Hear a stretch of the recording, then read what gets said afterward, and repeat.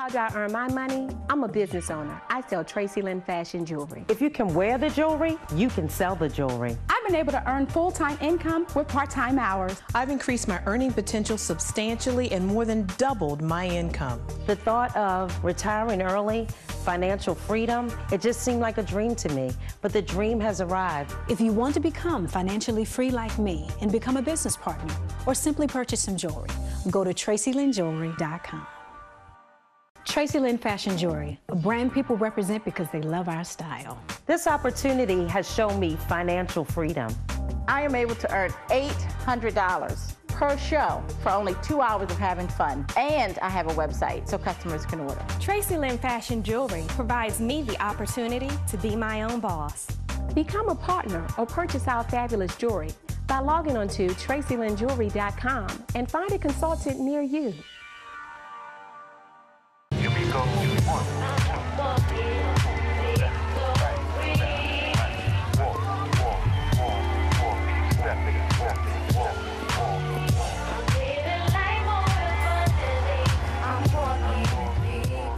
Welcome back to the Traci Lynn Show, and I say welcome back because I have my special guest back, Mr. Les Brown, who is a leading voice of hope today, helping people, leading the charge to help you change your life, to do those things that you thought were not possible. You are an inspiration and absolutely the voice of hope. Welcome back again, Mr. Thank you. Brown. It's great Glad to be here. to have you. As so many people know, I've known you now for over 20 years. Can you believe that? I'm telling you, where has the time I gone? don't know, because I was in my early 20s, mid-20s when I met you. I'm in my late 20s now, but I was a young woman when we met, Yes, and you still look young. I still look young. It's all good.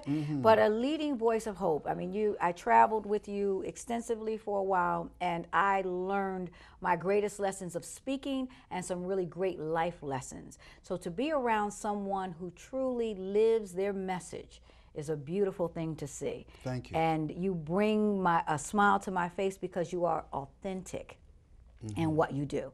And that has been a buzzword for me this year, to be my authentic self, to do everything in me that I am called to do authentically. And that's the life that you have lived in front of me and really the world, because you have now traveled the world. Yes. Yes, and indeed. it's exciting doing that. And one of the things about life, I believe, and just based upon my own experience, that the more you do, it's like life want to say, well, what else do you have? And what else can you do? And so the bar continue to be raised. And that allows us to begin to discover parts of ourselves that we would not know otherwise. To truly, and I believe that all of us have greatness within us, but you cannot discover your greatness in your comfort zone. You've got to get some things outside of your comfort zone, because in order to do something you've never done, you've got to become someone you've never been. And so that requires a part of you that you have to call forth in order to go to that next level. And I believe that a lot of people settle in and they just stop. And because it takes some hits, man. When things happen to you, they will start asking you, I mean, you'll start asking yourself, I don't think this is a good idea. I don't know if I really have a dream. I mean, life put so many dots on my head and say, what's your dream? I said, I don't know. Somebody lied on me. Because that's what happens when life happens to us. We tend to sometimes cower, go back. We're not sure because we believe in, and sometimes, unfortunately, we hear that if God is in it, it's going to be easy. Oh, no. And you're going to have, we take it out of context. We're going to have sweatless victories. Yes. And God's going to hold the sun for us while we're doing it. But they were fighting. God did hold the sun up for Joshua because that man was fighting. Yes. He was working on something. And God saw that faith with the works. He was working on something. And I think a lot of times we believe if it's not easy, it's not going to happen. It's not God. So he's not in it. And that's not true. No, think it not strange that you face the fiery furnaces of this world. You will, not you might, but you will have tribulations. And it comes in all kinds of ways. Things can happen to people that you care about. Over the next year, all of us will have something that will happen to us personally or to someone that we love and we care about deeply.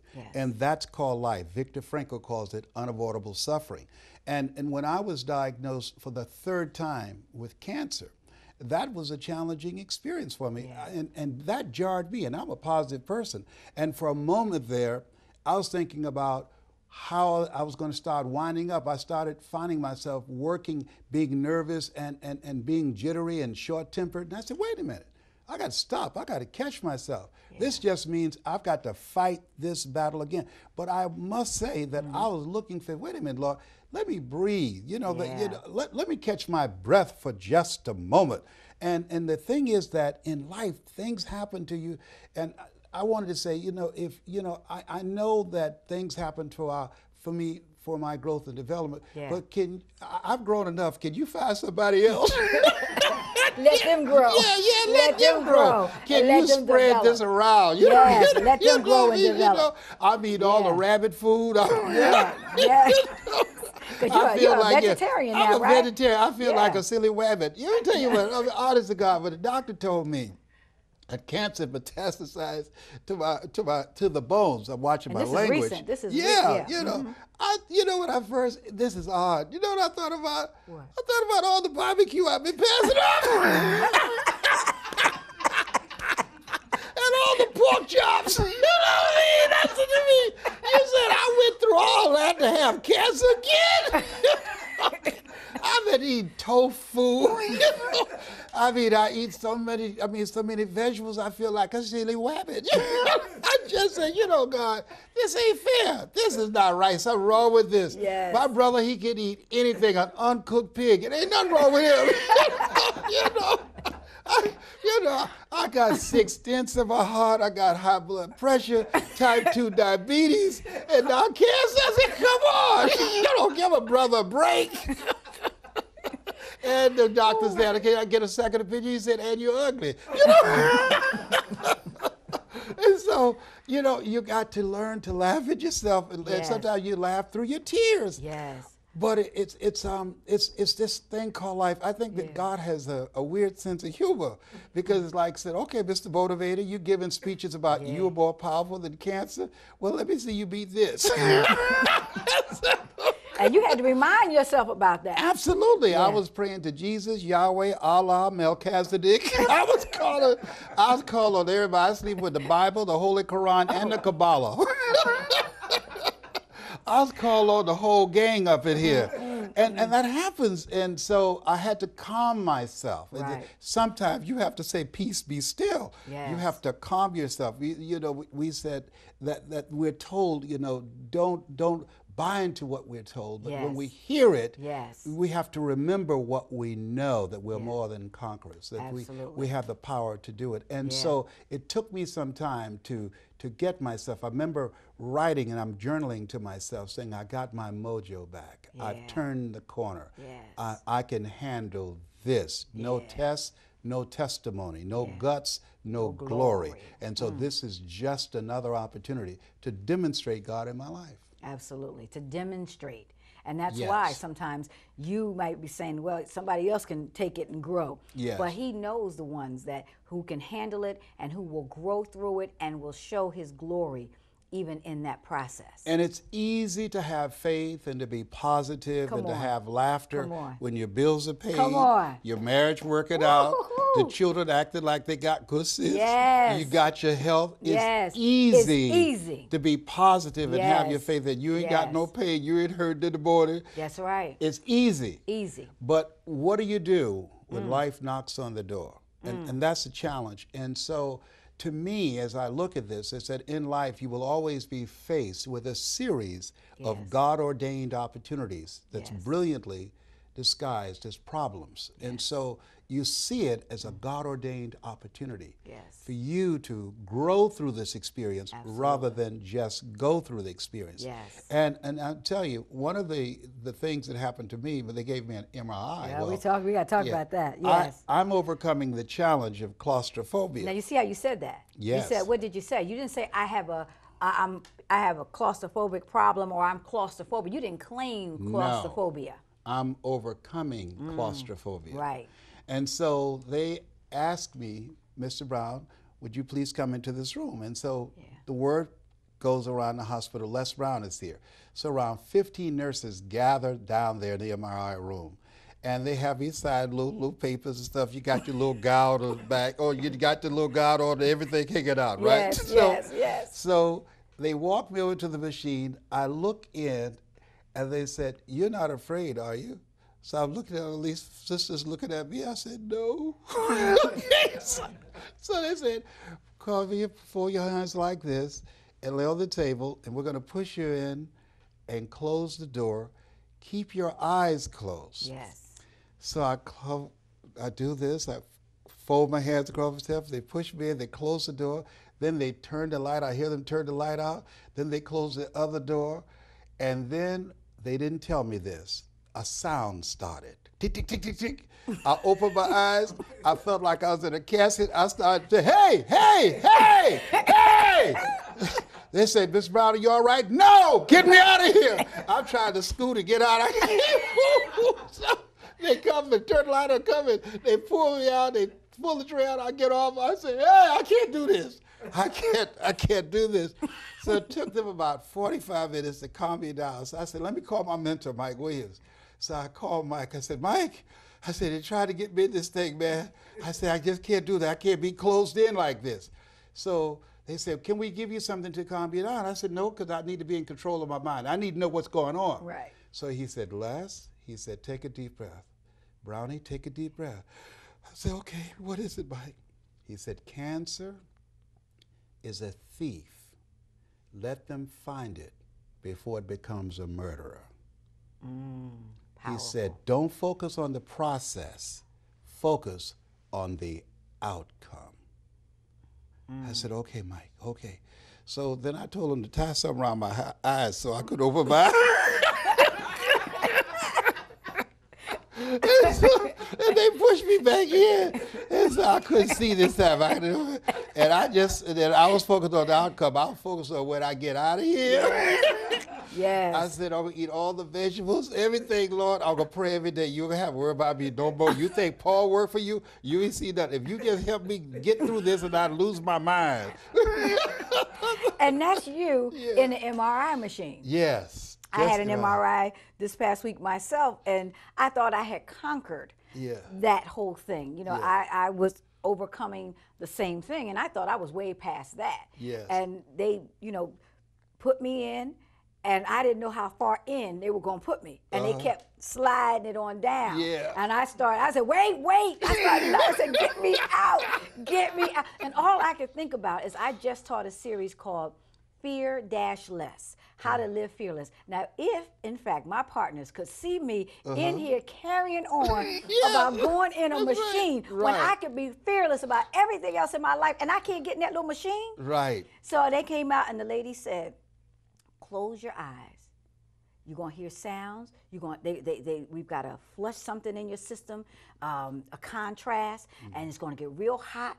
But close your eyes. We're trying to slow your heart down, but do not open your eyes. You're gonna hear the noise." So I had a coach telling me everything that was about to happen, even though I didn't want it to happen. But she said, "This is what's gonna save your life.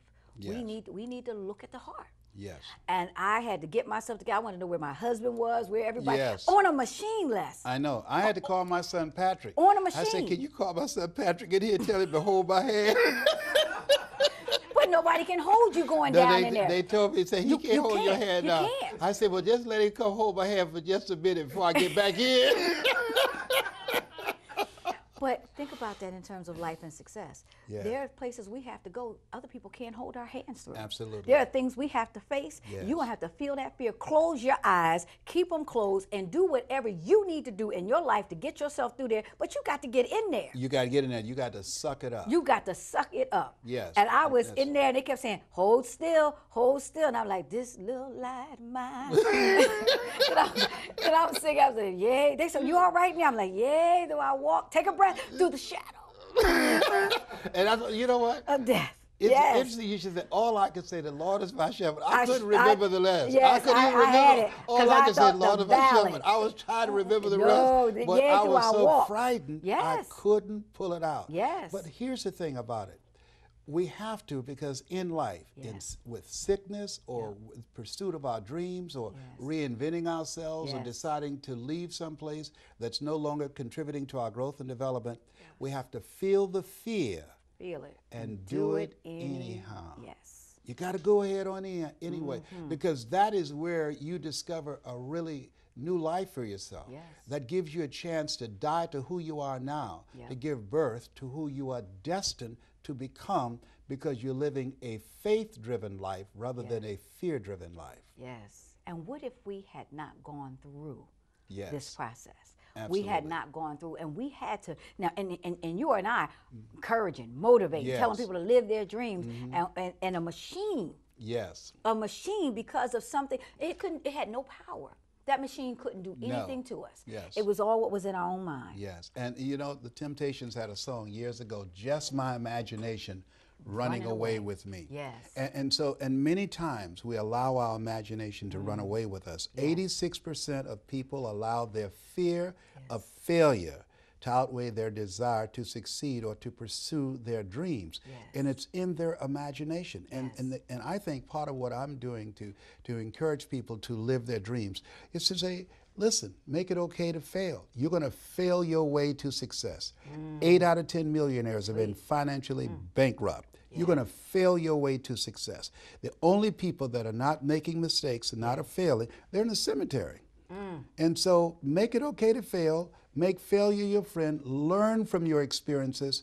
Brush yourself off and come back again and again and again, because life is for living. It's not about whining and weeping and complaining and being a volunteer victim. And you're going to get hurt anyhow. It's unavoidable suffering. You're in the bleachers or on the field. Become a player, because you're going to get some knots on your head anyhow. I don't care if you tithe. I don't care you pretty. Something's going to happen to you. You can speak in tongues. Trust me on this. You're going to get whooped in life. It is part of the process, and we want to grow through it, and that's how you discover who you are, and you're able to accomplish and live a life that you can be proud of and leave a legacy rather than liabilities.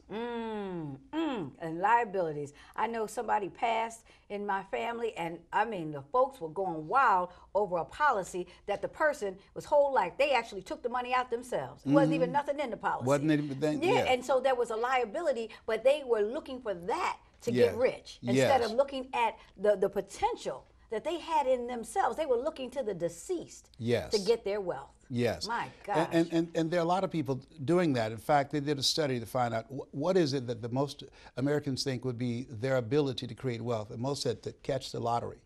All right?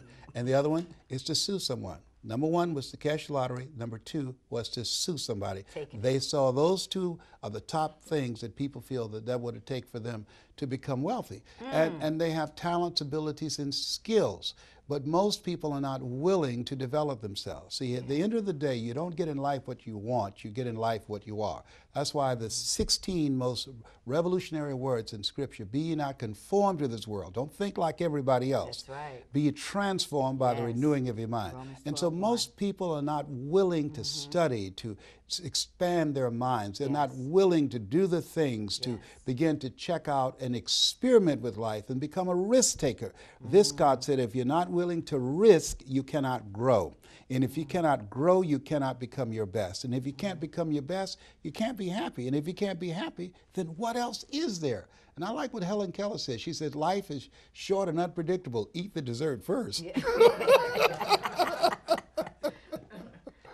So with all that being said, Les, there are still people who would rather get out of the machine, take their chances instead of going through. Not closing their eyes, they would just rather sit and die with that potential. People are doing that every day. They're dying in relationships, in relationships where they're dying together rather than growing together. They're on jobs that they hate and hope that they don't get fired. It's what we call mixed emotions. You know, seeing somebody you hate drive off a cliff in your car. You know, you're glad they're gone, but not in your car. I'm sorry, my medication wearing off. I got problems. You know, you need to pray for me. Yeah. You're right. And so what can we what are some of the other things we can say? I know people a lot of times don't move forward because of a bad experience. Yes. They personalize it, and especially for women, we sometimes we hold those grudges dear. Yes. We hold those thoughts too close. We don't release them. We don't forget the things of the past and press towards the prize of the high calling of what's ahead. We hold it back. We've got to quit taking things personal. I call it the Q-tip approach. Quit taking it personal. If somebody says no, don't personalize it. If they don't want what you're buying right now, don't personalize it. What would you say to help people to stop personalizing, even a failure? Yeah, You don't know your personal. vitamin. Yes. Suzanne DePass told me that. Know your vitamin. When someone like says that. no, see that as a vitamin. There's something to empowers you, and that brings you a step closer to yes. Because this is a time, this is the age of what Ralph Waldo Emerson called the age of self-reliance. Yes. And so mental resilience is very important. You've got to have a strong mind. And so you've got to be willing to come back again and again and again. People told me there's no way that you'll be able to speak for corporations and organizations and travel around the world and you have no college education, and you were labeled educable mentally retarded, and you were in special education at Booker T. Washington High School and Douglas Elementary School.